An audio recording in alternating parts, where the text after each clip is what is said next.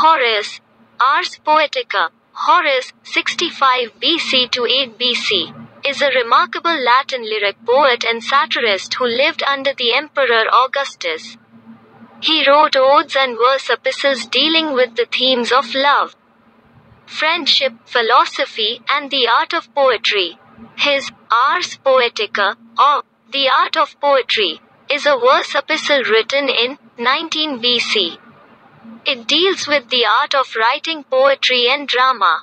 It was written in hexameter verse as an epistle, or letter, to Lucius Calpurnius Piso, the Roman senator and consul, and his 2 sons, and is sometimes referred to as the Epistle to the Pisos.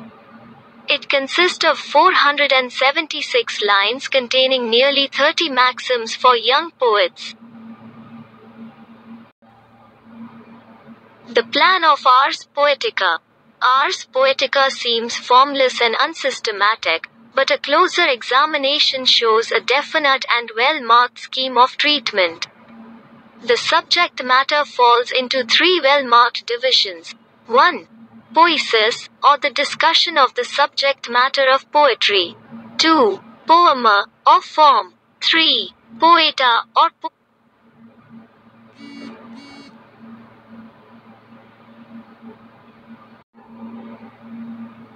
3. Poeta, or poet.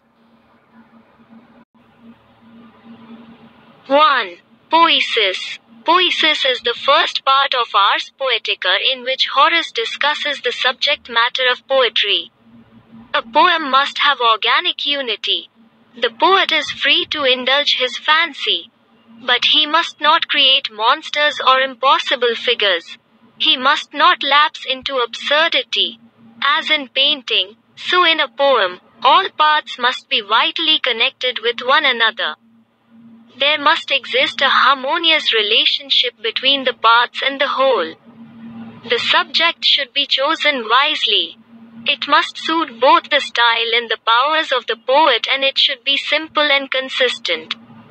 A wise discretion must be exercised in the use and choice of words. Sometimes a happy phrasing gives the most familiar word an air of novelty.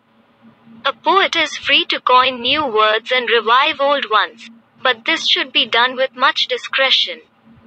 Only when absolutely necessary. Any word, old or new, which has the stamp of present usage, is permissible. There can be no stereotyped rules or conventions regarding the language of poetry. Language is like a tree, and words are leaves, which wither every year, and are succeeded by new ones. Usage is the only final arbiter or the final court of appeal. The poet may revive obsolete words, and thus give them currency. But all this should be done in moderation. Each particular genre should stick to the meter allotted to it by the ancient Greeks. For epic poetry, they used the iambic hexameter. For poems of complaint, elegiac verse; for tragedy or comedy, iambic verse; and hymns to the gods, odes to victory, and love poems. Measures of a lyrical kind. This practice must be followed by every poet. 2. Poema. Poema is the second part of Ars Poetica. It is the most thoroughly handled of the 3 parts. In this part, drama as a form of poetry is discussed at length to the exclusion of the lyric and the epic. 1. Plot. The plot should be based on old familiar stories, and novelty may be imparted by skillful treatment.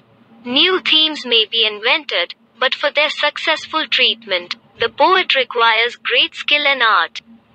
When an old story is chosen, a slavish imitation of all details is not necessary, but care should be taken that the reshaping process is free from inconsistencies and absurdities.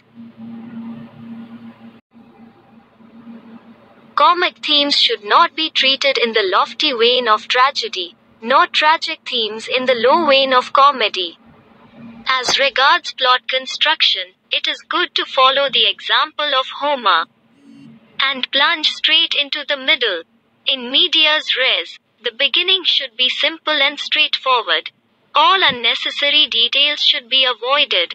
All incidents should have a logical connection. 2. Characterization. The poet must be true to types. Characters must be consistent. Those drawn from tradition must preserve their traditional traits. The qualities of various characters must fit their respective ages. Thus, children should be shown as quick to anger and quick to cool, boys fond of sport, reckless, fickle, and high spirited. The men of riper years as businesslike, ambitious, and worldly wise. And the old men always as critics of the new times and full of praises for the past, almost sluggish and cynical. 3. The dramatic style. The dramatic style must vary by character, mood, and circumstance. Different tones must be associated with different moods and personalities. This is essential for verisimilitude. The dramatist must know what to represent on the stage and what to report to the audience. Ugly and horrible incidents should happen off the stage. A play should not have more or less than 5 acts. There must not be more than 3 characters in any one scene. The 4th character should never be introduced. The gods should not intervene in the action unless it is absolutely essential. The denouement should be the natural outcome of the incidents which have preceded, not the result of chance. The chorus should form an integral part of the play.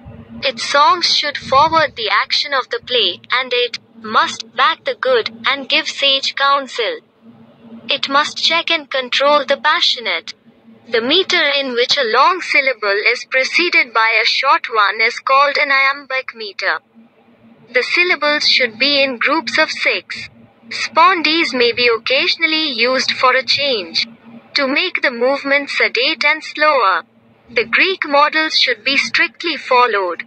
The poet who wants to achieve excellence must read them by day and think of them by night. Poeta. The art of poetry requires labor, long and persistent. Polished workmanship is the outcome of incessant toil. A poem should be revised, blotted, and pruned several times until it attains artistic excellence and polish. It may be shown to some wiser and more skillful person and his advice taken. The poet must not be in a hurry to publish his work. He should let it stand for over a decade. The fountain source of good writing is a sound judgment which can best be found in the writings of Socrates. If the material is sound and is chosen wisely, apt words will follow without difficulty. A poet must be a keen observer of men and manners. He should constantly study the book of life and draw thence language true to life. Excessive greed and love of money come in the way of good writing. Nobility and dignity of the soul are necessary. A poet should instruct, or please, or may combine both these functions. But for the sake of pleasing, he should not indulge in romantic extravagances and absurdities. Fictions made to please must keep close to the truth of things. He should aim at mixing pleasure with profit. He should be brief, and avoid all superfluity, for only then would the people pay attention to his instruction. The poet who mixes the sweet with the useful has everybody's approval. Such a book enriches the publisher and prolongs the fame of the author. Minor faults in poetry may be forgiven, because even Homer nods. A poet should, however, try to avoid faults as much as he can. If there is much that shines in a poem, a few blemishes will not offend the reader. Poetry has great power and appeal. Great poets have been great prophets. So a poet should not feel ashamed of his office, he should be proud of his calling. It is frequently discussed whether a poet achieves greatness through nature or art. Both are essential for good poetry.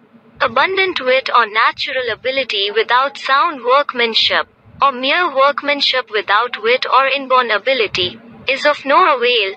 Both wit and training are necessary. The idea of poetic madness or inspiration is absurd. Excess must be kept under restraint. A poet who relies on mere inspiration is generally laughed at.